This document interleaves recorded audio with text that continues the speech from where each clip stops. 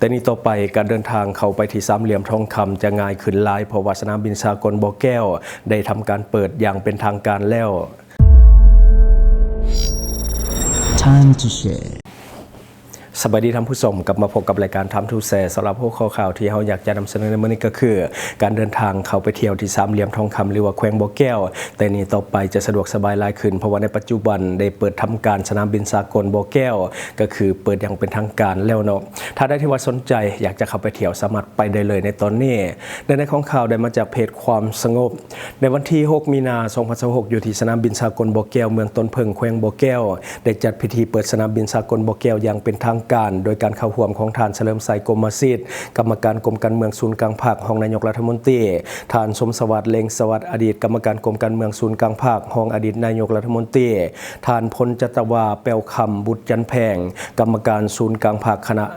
เลขาคณะบริหารงานพรรคแขวงบ่อแก้วมีบรรดารัฐมนตรีเลขาธิการสภาแห่งชาติรองรัฐมนตรีประธานปกครองรองประธานปกครองคัน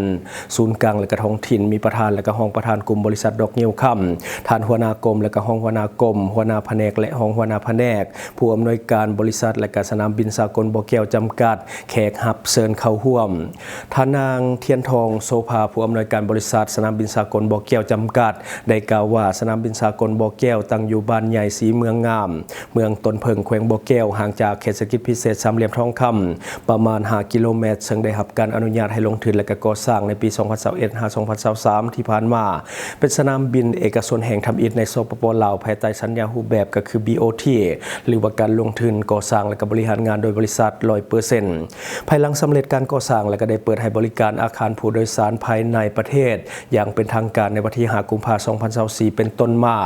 จุดประสงค์ของพวกเราเป็นเพื่ออำนวยความสะดวกให้แก่การขยายตัวทางด้านเศรษฐกิจและก็เป็นส่วนหนึ่ง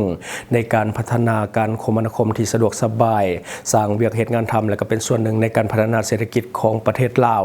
ท่านกล่าวอีกว่าการคาดคะเนเส้นทางบินที่อาจจะเปิดให้บริการในอนาคตได้อิงใส่การวิเคราะห์รายปัจจัยเส้นความต้องการเดินทางของประชาชน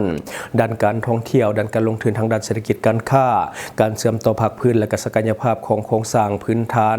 ด้านการบินคาดคะเนสนามบินสากลบ่อแก้วมีศักยภาพในการให้บริการเส้นทางการบินภายในประเทศดังต่อไปนี้บ่ว่าจะเป็นบ่อแก้วนครหลวงเวียงจันทร์บ่อแก้วหลวงพระบางบ่อแก้วหัวพัน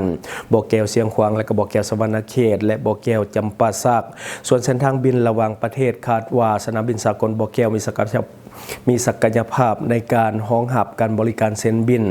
ไปยังเมืองสำคัญดังต่อไปนี้บ่อแก้วกรุงเทพมหานครของประเทศไทย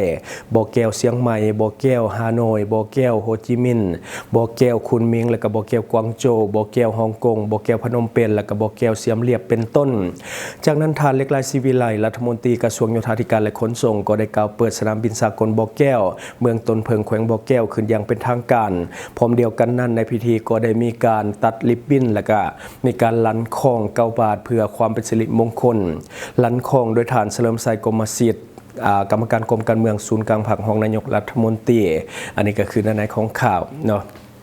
คือตอนนี้เปิดเป็นทางการแล้วท่านใดที่ว่าประสงค์อยากจะไปเที่ยวแขวงบ่อแก้วหรือว่าไปที่สามเหลี่ยมทองคำตอนนี้สามารถเดินทางได้สะดวกสบายนอกจากคือเปิดอย่างเป็นทางการสามารถใช้งานได้แล้ว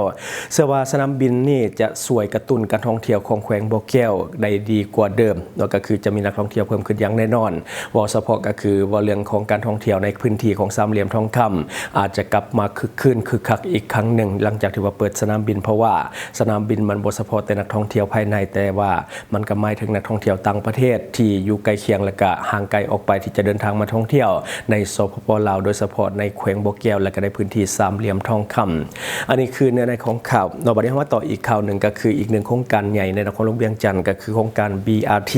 ที่เป็นโครงการขึ้นสื่อสำหรับคนนครหลวงเวียงจันทร์ที่เป็นประเด็นในโลกออนไลน์มาโดยตลอดคือตอนนี้ได้กลับมาเปิดให้บริการอย่างเป็นทางการอีกรอบหนึ่งและสิ่งที่พิเศษกว่านั้นก็คือการให้ทดลองขึ้นฟรีก็คือเริ่มตั้งแต่วันที่10 มีนาคมจนถึงวันที่9 พฤษภา าปี 2026ในช่วงนี้ท่านใดที่ว่าสนใจอยากจะใช้บริการก็ลองไปเบิ่งเพราะว่าตอนนี้เพิ่นให้ขึ้นฟรีในของข่าวโดยมาจากหนังสือพิมพ์ลาวพัฒนาในต้นเช้าของวันที่ 10 มีนาคม 2026ที่นครหลวงเวียงจันทน์ได้มีพิธีเปิดให้บริการแล่นรถเมล์ BRT อย่างเป็นทางการและก็มีการบ่เก็บเงินก็เริ่มตั้งแต่วันที่ 10 มีนาคมวันที่ 9 พฤษภาคม ปี 2026ในพิธีทานคำพันธ์วันธนาหัวหน้าโครงการขนส่งแบบเย็นยงในนครหลวงเวียงจันทน์ได้กล่าวว่าโดยได้รับการมอบหมายจากกรมขนส่งกระทรวงโยธาธิการและก็ขนส่งรับผิดชอบพิธีเปิดบริการแล่นรถเมล์ BRT ในครั้งนี้ระบบรถเมล์ BRT อยู่นครหลวงเวียงจันทน์ได้รับการออกแบบระดับสากลมีจุดประสงค์ยกระดับคุณภาพและก็ระบบขนส่งสาธารณะในสายการแก้ไขปัญหาเรื่องของการสัญจรที่แออัดและก็อุบัติเหตุตามท้องถนนทั้งเป็นการขนส่งและก็ส่งเสริมสภาพแวดล้อมในตัวเมืองอยู่ในนครหลวงเวียงจันทน์ฉะนั้นในปี 2014 รัฐบาลจึงได้รับรองเอาโครงการขนส่งแบบเย็นยงในตัวเมืองนครหลวงเวียงจันทน์โดยได้รับทุนกู้ยืมและก็ช่วยเหลือล่าจากองค์การจัดตั้งสากลเพื่อที่จะจัดตั้งปฏิบัติโครงการก่อสร้างพื้นฐานโครงหลังสำเร็จรถเมล์ BRT นี่ก็คือสำเร็จไปแล้วการสนองพาหนะและก็อุปกรณ์รวมทั้งหมดก็คือระบบควบคุมบัญชาการเล่นรถ BRT ได้เริ่มต้นในปี 2024ปัจจุบันแม่นสำเร็จ 100% เพื่อรับประกันการก่อสร้างเต็มรูปแบบในมม.นี้การนำของนครหลวงเวียงจันทน์และก็กระทรวงโยธาธิการและขนส่งเป็นเอกภาพเปิดให้บริการแล่นทดลองรถเมล์ BRT โดยบ่เก็บเงินเป็นเวลา 2 เดือนตั้งแต่วันที่ 10 มีนาคมวันที่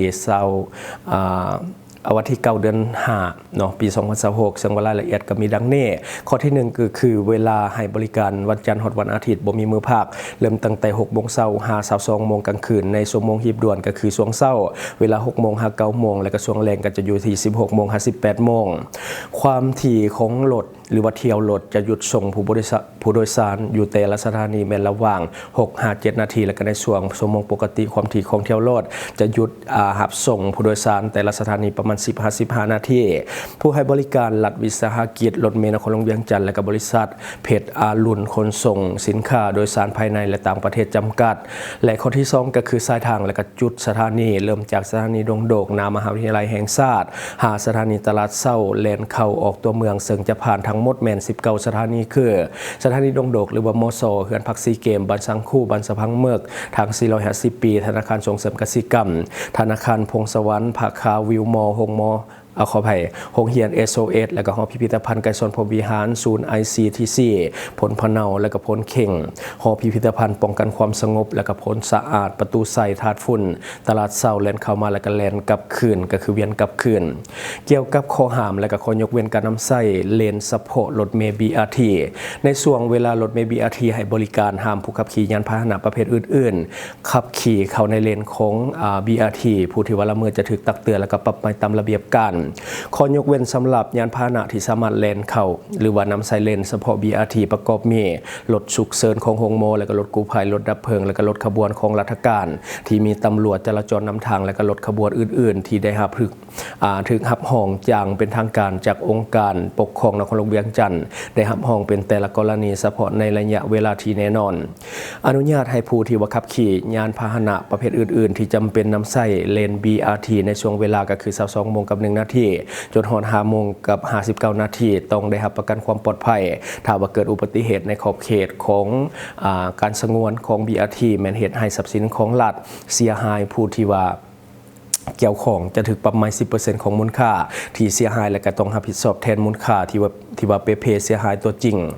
ดังนั้นจึงขอเชิญชวนมายังทุกภาคส่วนของสังคมพนักงานรัฐกรทหารตำรวจนักธุรกิจนักเรียนนักศึกษาและก็พ่อแม่ประชาชนบรรดาเผ่าพลเมืองลาวคนต่างดาวผู้มาเคลื่อนไหวดำรงชีวิตอยู่นครหลวงเวียงจันทน์หันมานำใช้รถขนส่งสาธารณะในการเดินทางให้หลายขึ้นและก็เอาใจใส่พิเศษต่อกับบรรดาทิศทางการสัญจรที่ได้รับห้องคืนใหม่จำนวนหนึ่งอยู่ในเขตใจกลางนครหลวงเวียงจันทน์อันนี้ก็คือในของข่าวคือ BRT ได้เปิด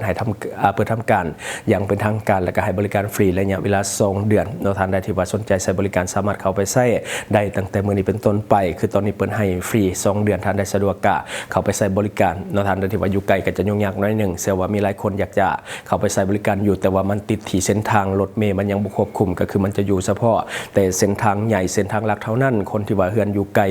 เส้นทางก็คือ ต้องได้ย่างไปขึ้นอยู่ที่เส้นทางใหญ่แล้วก็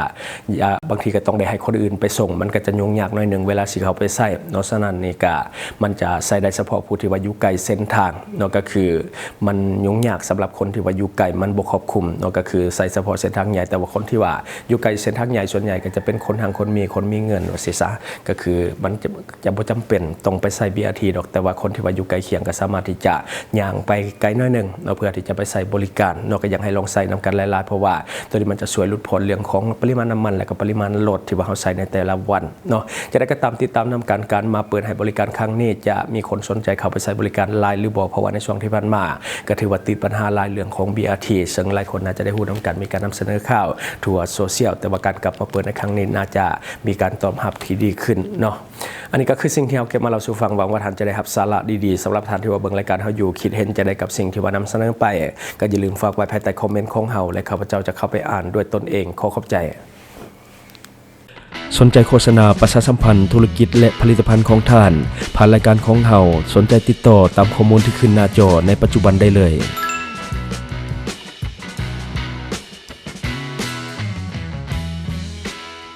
อยู่เมืองลาวใช้แต่เงินกีบลาวและส่งเสริมผลิตภัณฑ์ภายในเพื่อลดพรการนำเข้าสินค้าและแก้ปัญหาเงินตา